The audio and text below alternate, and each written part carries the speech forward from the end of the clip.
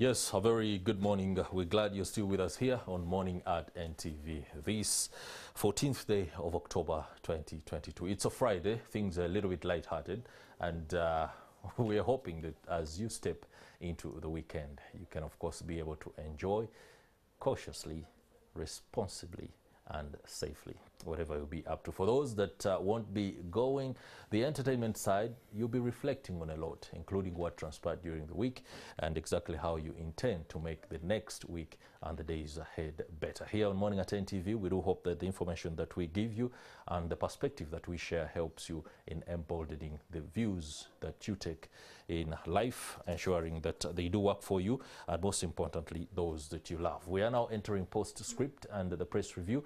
We shall be speaking to one of the senior reporters at Nation Media Group, specifically the Daily Monitor newspaper, Tonny, abet, over issues that are currently going on in the country with regard to the Ebola outbreak, what is happening behind the scenes in terms of the treatments, but also the testing regime, and of course, no doubt, inevitably, the politics in it. We should be joining Mr. Tonny Abet is here and will be joining us. But allow me involve him in some rituals on the morning show, the press review. No doubt. Very good morning and welcome to the show. Yes, good morning. Thank you for hosting me. Yeah, you're most welcome. How are you? I am fine. Our press preview is one that looks at how you guys have carried the day's top stories. And to do the honors, I see government to recruit 5,000 workers to fight malaria. And the reporter, the byline here is Tonny Abet. Should I ask more? Yeah. Tell us, yes. What is this about? We have been experiencing an upsurge cases of malaria in the country. It started around November, and up to now, at least 35 districts are still experiencing some sort of upsurge. That's right. So the ministry, with support from Global Fund and other partners, have undertaken this plan to do indoor residual spraying, which they think will be able to bring down the transmission by obviously killing the mosquitoes. But we also know there are other issues around indoor residual sprays.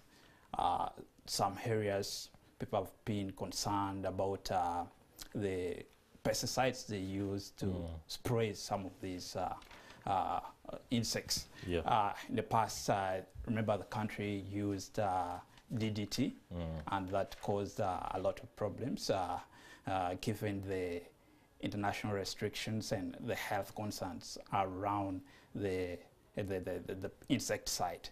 But the Director General of Health Services, Dr. Henry Mubesa, said they're going to use a new insecticide, which they say is safer to the environment and also to people who are exposed to some of these pesticides. Okay. Which I think is a good move and worth embracing. All right. I see a story here by your colleague, Franklin Draku, how to shield PDM funds against corrupt officials. The parish development model is something that has caused a little bit of furor across the country and how the funds are being dispersed. There are some individuals, especially those that are within circles, are claiming there are so many things or requirements that they have to meet that they can't meet, and that means they won't get the money. Without necessarily putting you on the spot, because you didn't cover, you're not the writer of this particular story, but being a journalist and covering some of these stories across the country, have you encountered any of some of the reports that we see here? For example, the fact that corrupt officials are already having a field day when it comes to PDM fund rollout? I think right from the initiation of the plans to what we are seeing right now, we have had many complaints.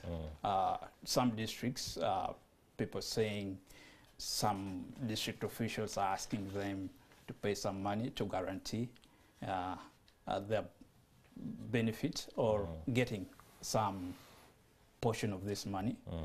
So I really think we need to address some of these issues And I understand government is saying PDM is going to be different from what we saw in the Mioga, what we saw in Youth Livelihood Fund.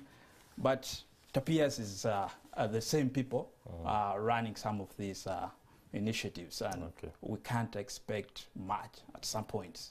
All right, let me just undertake the latter section of the press review the way we do it here. Just a bit of some of the stories that are covered here. Total boss slams Europe MPs on pipeline stance. That story is on page 8. You can read and understand exactly what is going on. The EOC starts a probe on agencies over gender and equity gaps, the EOC being the Equal Opportunities Commission. If you are grappling with issues on access to funds, and of course that some of your rights are not being met because either you are disadvantaged or unable to get some of these services, please, the Equal Opportunities Commission has something for you here, and you should be interested in reading that. Whoever leaks exams faces 10 years in jail. That's according to the Uganda National Examinations Board. Just a reminder that today, Friday, is the briefing for some of the candidates, and measures are being rolled out as the UNEB Act stipulates to ensure that exam leakages and malpractice is curbed. There's a lot in the paper today, and of course you can catch a lot more of it. But allow me now delve into our postscript discussion. But of course it also comes helped very much by the details that have been carried by the Daily Monitor. Wonder Ebola drugs cure 20 patients. This is good news. We have a wonder drug for Ebola as fast as this. When we took, or not even took, months, we haven't found a wonder drug for COVID. What happened? How did it roll out? I think we should be clear that these are trial drugs, but it's important that they're really working for us at this point. We have a drug called monoclonal antibody. This one is a protein usually made in the lab. It is used to neutralize the Ebola virus, the infection in the body. And then we also have another drug they're using called remdesivir. It's a general or broad spectrum antiviral. Just example of these drugs we take for HIV. It's a form of that. And then we also have other supportive treatment. According to doctors, people die of Ebola because of effects like diarrhea, high body temperatures, which can affect the functioning of the organs. So if you can manage those symptoms, you can actually save these patients. But specifically for these monoclonal antibodies, they were given to Uganda by the US government. I understand they have a clinic in Fort Portal. That's right. It's called GMedic. It's a research collaboration. The Americans have a clinic in Fort Portal? Yes. Okay. It's a research collaboration between Uganda and the US. And they also have a state-of-the-art facility to manage patients.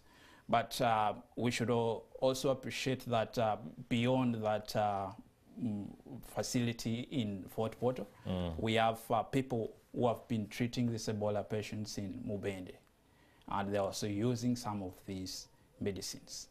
Okay, there's been what can be rightly described as misinformation, or sometimes alternative information. There are alternative facts, and gentlemen who would like to peddle that.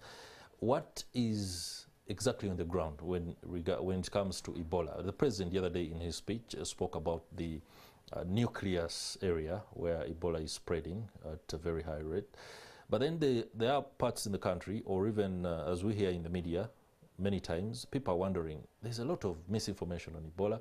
The ministry says one thing, then we hear the World Health Organization saying something slightly different. And in matters like these, when there is a gray area, suspicions grow. What is on the ground? We should understand that most of the cases of infection, Ebola infection and death, are coming from Mubende district, specific. The epicenter. Actually, Mubende, of the 19 deaths, 17 are coming from the sub-counties around 8 sub-counties of Mu, Bende, and majorly Madudu sub-county. So we have in other districts like Chegegwa, Bunyangabu,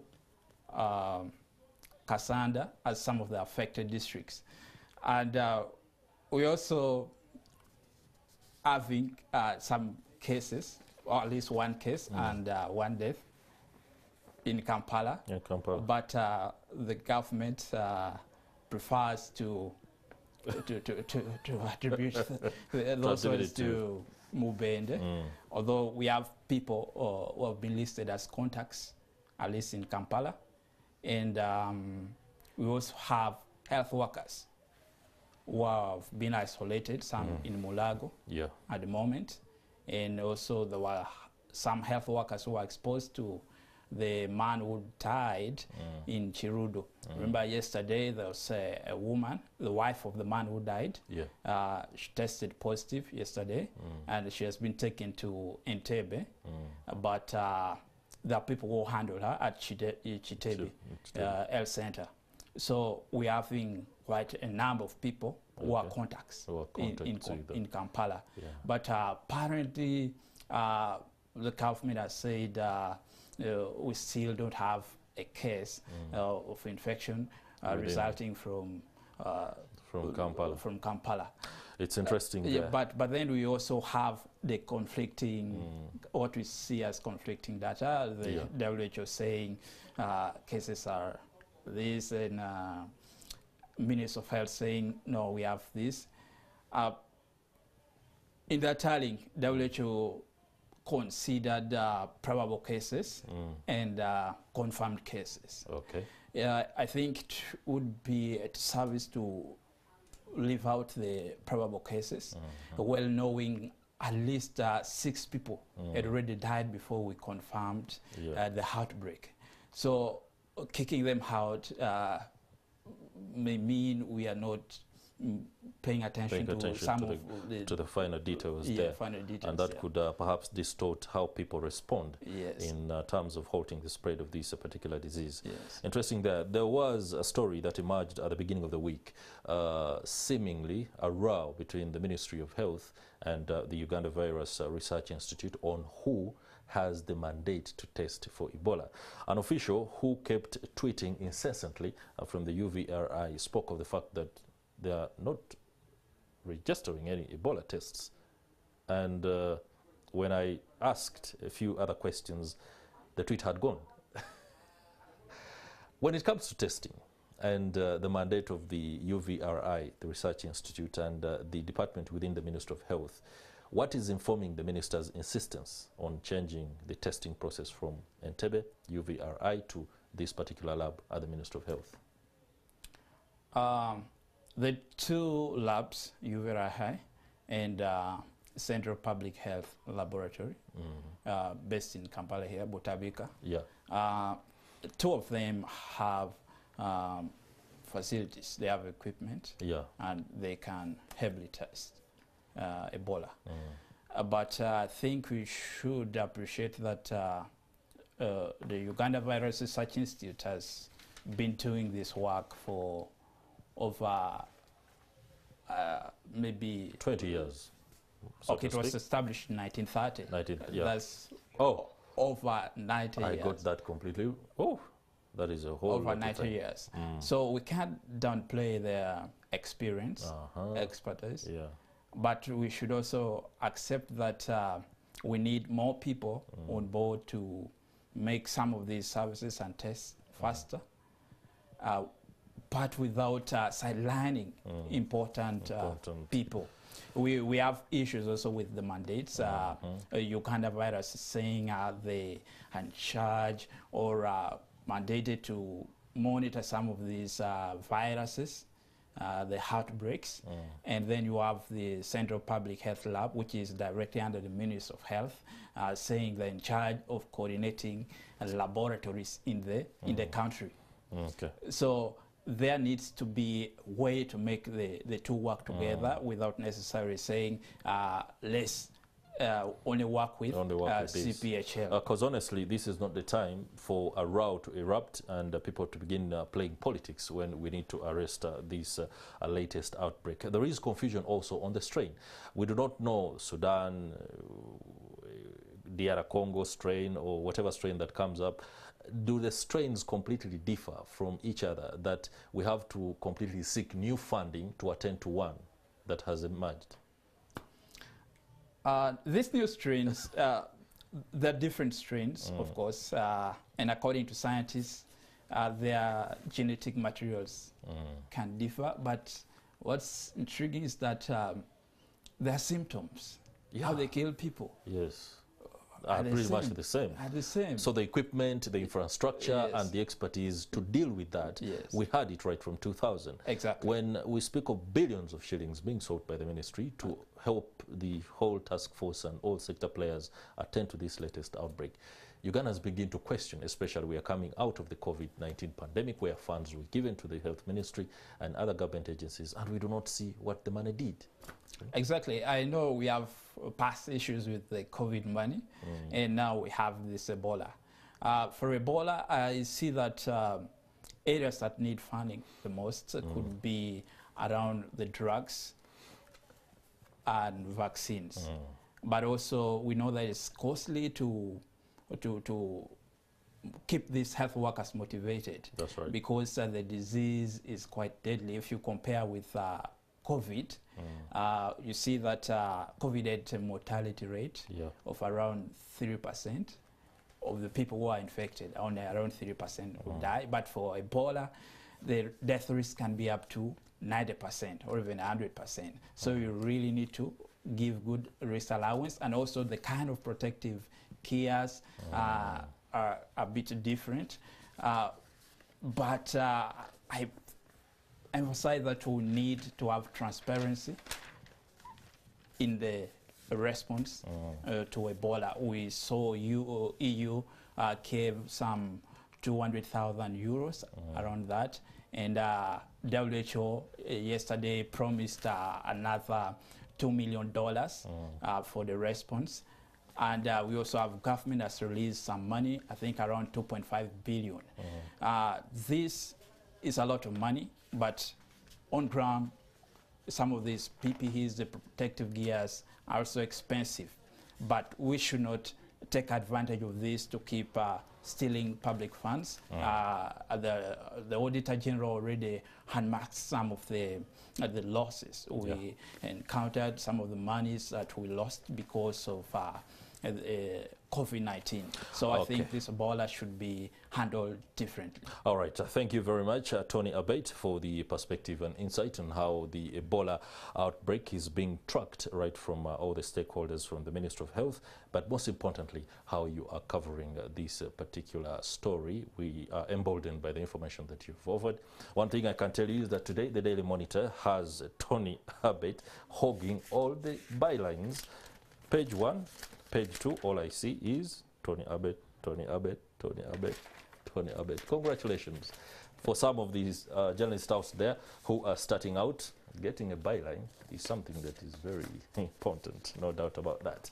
Thank you. That will do it for the postscript, and of course we do hope the information shared will be very timely in helping you understand the matters of the day. We go for break. Our discussions are coming up: internet and the decentralization of the popular music industry. We shall be having critical reflections on tech and diversification in music. Stay with us.